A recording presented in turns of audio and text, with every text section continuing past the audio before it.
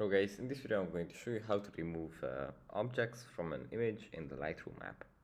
First we have to open up the app, and here it opens up like this. From here we just go into the right side, click on the erase tool, and here we can select the remove tool, and here we can click on use generative AI. So for example, if I want to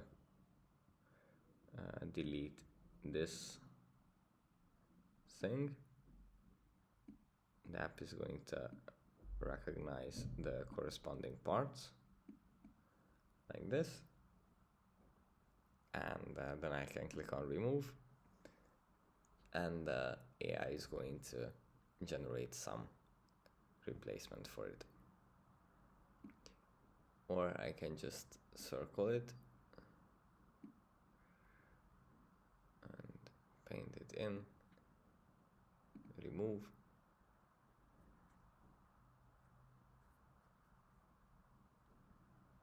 like this, and then I can remove that thing from there. That's it for this video. I hope it was helpful for you guys, and I'll see you in the next one.